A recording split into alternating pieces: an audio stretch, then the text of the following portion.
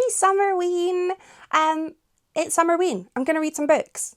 It's going to be a great time. Hi, I'm Callie. Welcome to Kapowski Reads.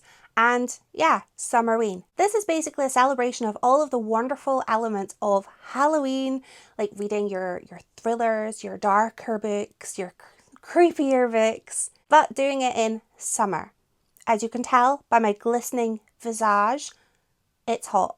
I really want something to give me those autumnal vibes, and Summerween seems like the best idea.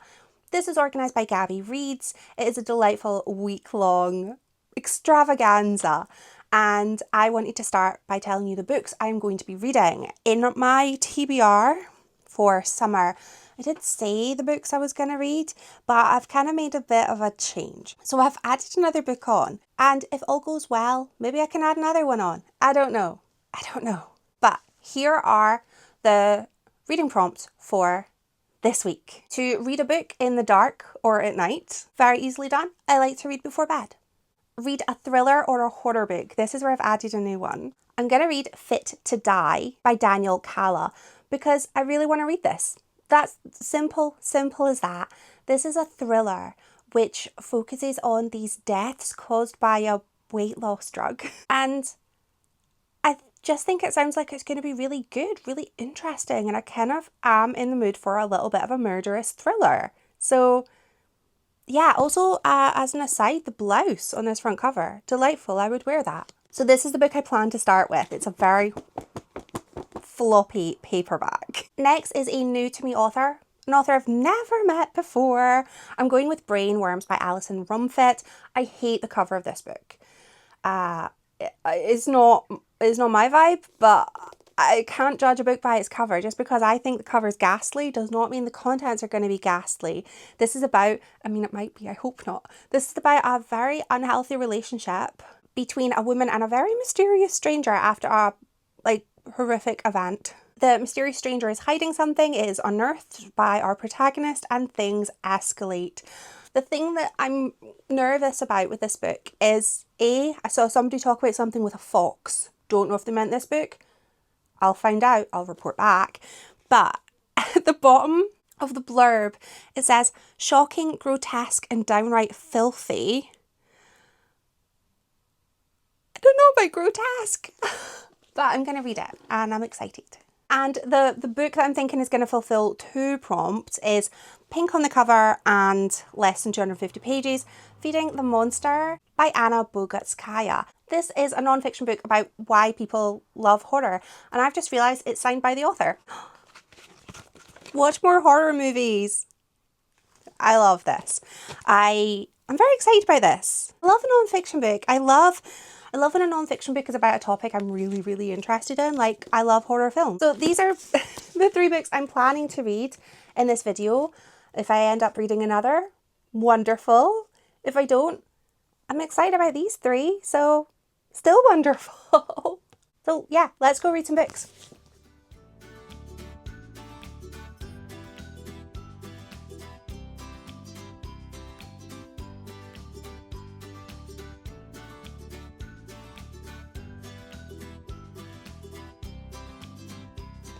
I am going to have to add a new book into this because tomorrow's my day in the office.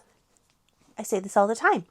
I like to read for about an hour before I go to work, and I tend to read for anywhere from an hour to an hour and a half before Pilates. And sometimes I read when I'm waiting for the bus. I don't know. Either way, I will have at least 2 hours of reading time tomorrow. I only have 60 pages left of my book. This is a really, really quick book as well. It's quite the page turner. I'm going to run out of book, and I don't want to take 2 books with me. So I am going to take a new book. I'm going to take Bone China by Laura Purcell. This is a sort of gothic horror, and that sounds perfect. The reason I'm picking this is because it takes place, well, there's a few storylines in it, but one of them takes place in Cornwall when it's really wintry, and the idea of reading a book in a windy, cold, snowy location just appeals. a cold, drafty manor home, please. I would love that right now. So we have a woman, the daughter of a doctor. She lives in Cornwall. She is hiring a sort of nurse slash companion who is our main character, Hester. Hester has previously worked in London, where she left under some mysterious circumstances. I'm sure we'll find out what those are. And there's also going to be some of this book that takes place 40 years prior, with our Cornwall lady, Louise Pinecroft, with her father, the doctor. So I don't really know. I think we're going to have a few things going on at once. And honestly, the thing that really made me want to read this is I've had this book on my TBR since about 2020, and I saw a copy of this at my work office book swap, and it felt like fate. I will give you an update on Fit to Die now, because I've read a lot of it. I'm really enjoying this. I feel like the description I gave at the beginning of this video was not ideal, because I didn't really know too much about the book before I read it.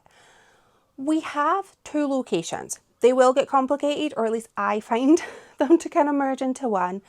There is the son of a senator. He's sort of this pro athlete, and he passes away under really tragic circumstances, and it turns out that he has been using a specific substance which has been obtained illegally, and it was basically a diet pill.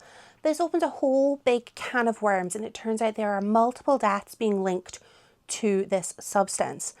And it's happening a lot in LA, where one of our sets of police investigators are, and in Canada, where another set are. And these two groups work together to basically get to the bottom and find out who is distributing this and who is hurting these people, and how can it be stopped. And so far, it's really enjoyable. It's really thrilling. I'm enjoying trying to work out who is responsible. I feel like I know who's responsible, because all of the signs are pointing there, but it doesn't make sense for it to be that person. So I think this is a misdirect, and I'm just really enjoying it. The characters for me so far are kind of all blending into one. I haven't found any of the detective characters to really have a unique personality. They all are just kind of police person 1, police person 2. I kind of wish I got to know the characters a bit better. I'm trying, I would love to, but I just don't feel like they have much personality. I feel there's a lot of, these are grown adults in their at least 30s, and they're not really good at using their words. Speaking of words, there is a pop star. Her name is Rain, and she is one of the victims. And there's a lot of dialogue with her friend, Malika, who every piece of dialogue with Malika, who I'm not quite sure how old she is, I think she's maybe about 19. And every piece of dialogue with Malika feels like that Steve Buscemi clip of, "Hello, fellow kids." It's really written in a way that I don't believe I know anybody who's 19 that I speak to regularly. But I regularly speak to 15-year-olds, and we have a work experience at my work who's 16, and they do not talk like this. I know that's younger, but they use normal words. And yeah, so some of the dialogue is very like, oh, you didn't need to make her sound that way. She just sounds like she talks in Instagram captions from like 2010. Very, very dated sort of dialogue there, and it's making me embarrassed. And I'm not involved. The writing style as well, it's not my preferred writing style. It's very simplistic, apart from when we get to the medical scenes, in which case I feel every medical moment has just been a copy and paste of the prior, because there's all of these descriptions and they're all the same. We're always looking at getting that tube in their mouth. And I feel like if I were to just take away the tachycardia moment, I watched Casualty, I know what that means. The the book would be so short without all of the medical bits that seem to just sort of bulk it up, because it's not that long. But either way, it's a very fun, despite the subject. It's very light, and I'm having a good time. That's kind of all I can say. I'm having a good time. I'm happy with it. But I will read my other book tomorrow, and then the day after I will finish this. I have a plan.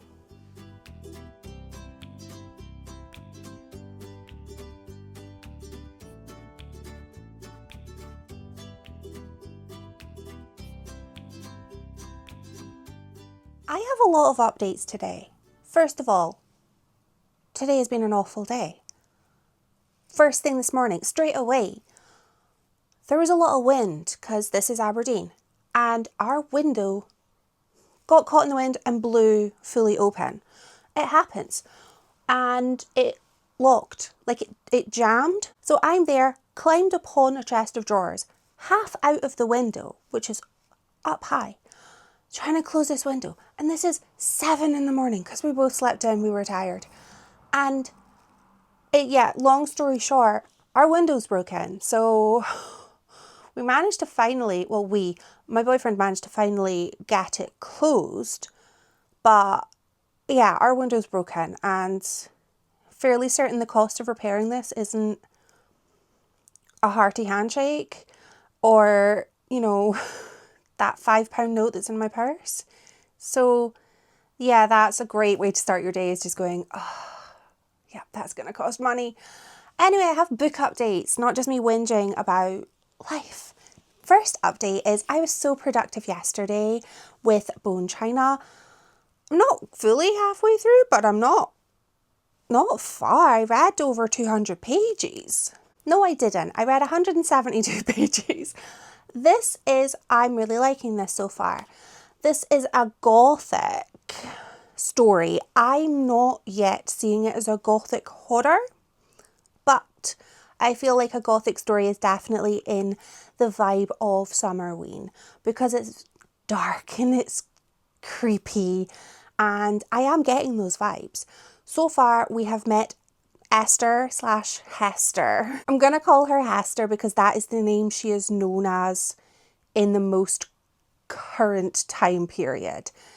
She has gone to Cornwall. She is working in a kind of run-down manor home. Nothing like the manor home she had worked in that there London. And she is working for this lady who, she's a lot younger than she seems, but she has had some health issues and she doesn't really talk that much, and she is terrified to leave these china figurines.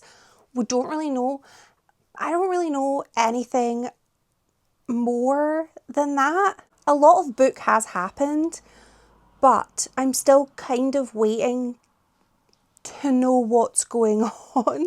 I got to find out why Hester, at the time Esther, had left her old work in London. She had this obsessive relationship with the lady she was working for, and it definitely sort of crossed some boundaries, and without knowing the lady's perspective, you don't know if it did cross boundaries. I'm only seeing what is Hester's perspective. So from my perspective, reading Hester's perspective, Hester seems intense and obsessive and a little bit scary. The obsession that she had with her lady is a lot. So I'm kind of wondering, is that going to happen here in Cornwall? I don't know. Anyway, I am loving the various people who work in the house in Cornwall. They all just seem like this really nice group of characters. I really like them.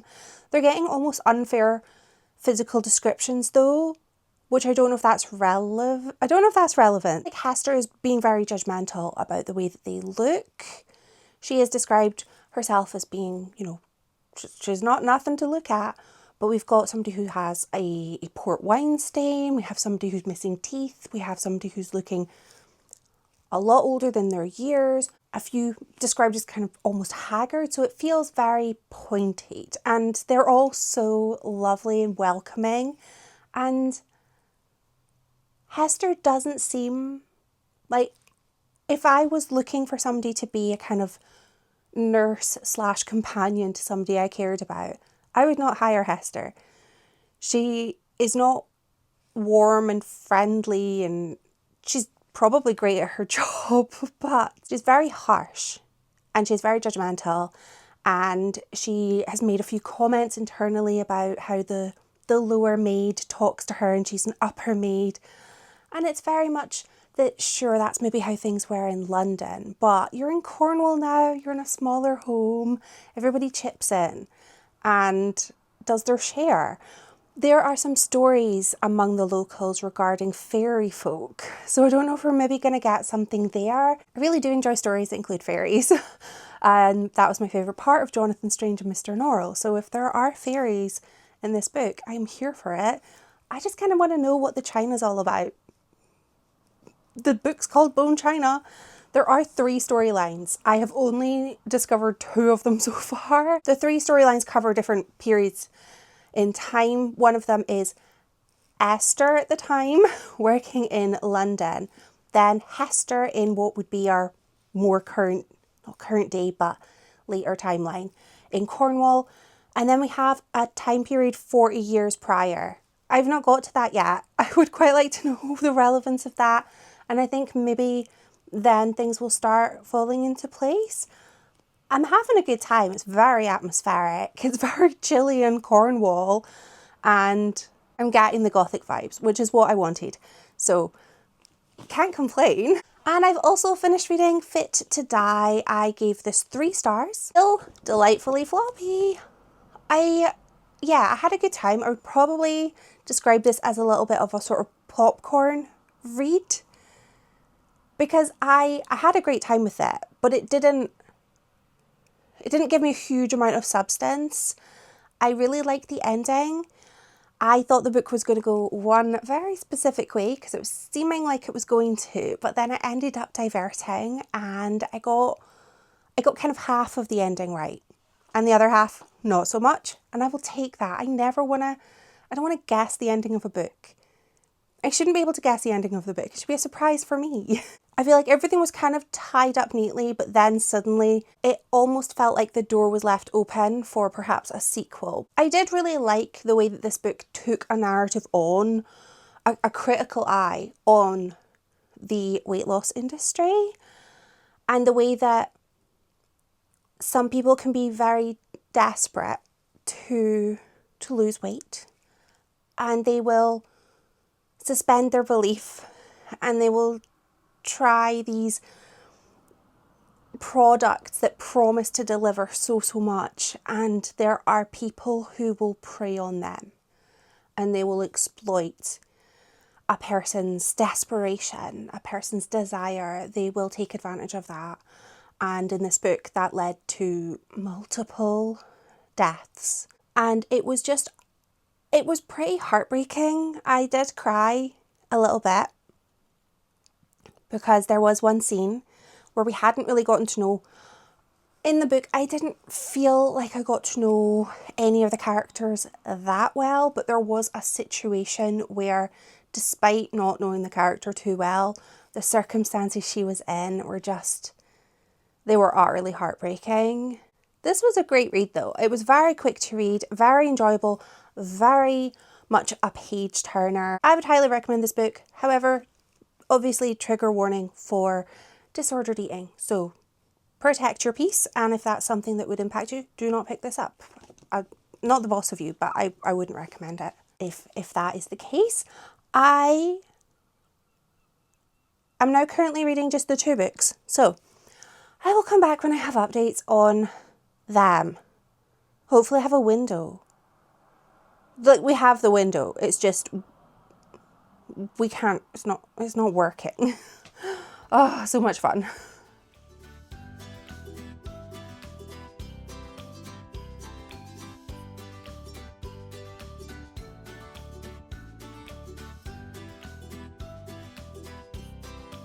I am back with updates. The window is fixed. It is a huge relief because while we did manage to get it closed, it just wasn't functional and we've been having a heat wave. We need the window. It's also our fire escape, so definitely need the window. If you are from Aberdeen, you will probably understand that I now have the jingle for Thistle Windows Aberdeen stuck in my head. It is the best advert. I'd never heard of it, obviously, till I moved here. Because why would I know of a local glazier? But it's the best jingle ever. We didn't even need to look up the number of them because activated like a sleeper cell from the jingle. Like, it's a bop. I love a good jingle. And I love a good book. I have finished reading Feeding the Monster and I really liked it. Give a partway update. There was so much going on. I was in quite a flap about the window that I just didn't come and give an update. But now I've finished it. So I'll just let you know my final thoughts. I'll let you know everything I think about this. This was a very engaging discussion, which just surrounded a love of horror. Like, why do we love horror? Each chapter focused on a different type of horror, which I really appreciated because there were some bits where I don't enjoy certain kinds of horrors and it all made sense. It was really thought-provoking. I just really liked the way that each of the types of horrors was tied together with a fear. I really enjoyed the writing style. It was very conversational and very easy to consume. I would read from this author again. I think she has a book, Unlikable Women, or no, that's not it. She has another book that's on my TBR that I want to read, so I know I will be reading from her again. This book is chock full of spoilers though, so do be aware going in. There are lots of spoilers for basically any horror novels, horror books, TV series, lots of spoilers, even if it's just a single line. But for a lot of these films, I didn't know that would be the big twist. I didn't know that they were that kind of horror, so I got quite a bit of spoilers, and they weren't even spoilers for things that are huge or like classics. I feel, I couldn't complain if somebody were to spoil Frankenstein for me. It's been around for a while. I'm 40. I've had time to get to it. And I have read Frankenstein. But there were a few sort of newer media that I just haven't gone around to enjoying yet. And now I kind of know a twist, which is a bit sad. But I'm sure I can still enjoy them when I get to them. It's not like I'm going to go and watch a bunch of horror movies right now. I'm really bad at getting around to watching films. But overall, I was entertained. All I ask for my books is that I'm entertained, and it met the brief. I am replacing this book with, I have too many things in my hands, Brainwyrms by Alison Rumfitt, because I forgot that I had planned to read this book in Summerween. So I need to read it. And I have actually started reading it, about halfway through just now. This follows an extremely dysfunctional relationship between Frankie and Vanya. I'm feeling a bit torn with regards to whether I'm enjoying this or not. I want to keep reading it, so I suppose I must be. Frankie is struggling with her own demons, and they're all the worse after surviving a very, very violent incident at her workplace. She has a lot of dreams about becoming pregnant. As a trans woman, she can't, but it is a running theme throughout the book, the way that she wants to sort of nurture and grow and nurture. Vanya is going through a lot. Vanya's going through a lot. Vanya is a good sort of nine years younger. There are a lot of dark scenes in this book. I must admit that when I picked this up, I just knew it was like a Parasite book. I didn't know it was extreme horror. I haven't read a lot of extreme horror.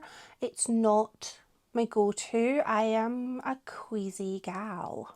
There's a lot of darker scenes, a lot of kinks, a lot of things I normally I wouldn't read because I'm not really interested in reading. I feel, I feel sick quite a bit reading this. Quite a bit. This is set in the near future. I think 2030 has been mentioned, and everyone's a lot more bold about their intolerance and about their hatred and about their bigotry. People are very, very open with that and just feel really comfortable sharing their their hatred, and it's kind of horrible to read. I have just finished reading the fox bit, and I was warned about the fox bit, but I would say that to the people who warned me about the fox bit, you did not warn me enough about the fox bit, because I had all of these horrible situations in my head of like, oh, what if it's that, what if it's that, what if it's that? It was worse than anything my brain could come up with. And I don't know what that says about me, that I couldn't come up with anything this horrific, but I couldn't, and I know I want to be sick. No. I don't enjoy gross out content. It's not for me. And that was, without a shadow of a doubt, the most disgusting thing I have ever read in my entire life. And hopefully the most disgusting thing I will ever read in my entire life, because I never want to read anything that disgusting. Again, it was horrific. It was horrible. I hate it. I am firmly out of my comfort zone with this book. I miss my comfort zone. And while I'm not enjoying sort of the more extreme elements of this book, I am enjoying the story of it. So I'm torn in a way of, I want to know what happens to the characters. Please don't let me read about all of these fluids and worms again. I want to see how this destructive relationship goes. I want to see if it's going to implode. I want to know what these creepy people are up to. I want to know how we circle back to the beginning. Because the beginning of the book was one of those, let's see how we got to this situation. I want to know.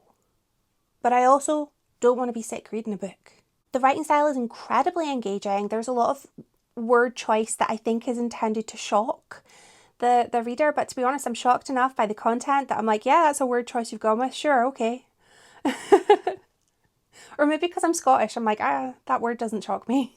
I'll be back with updates when I've kind of disinfected myself in Dettol, because I feel gross.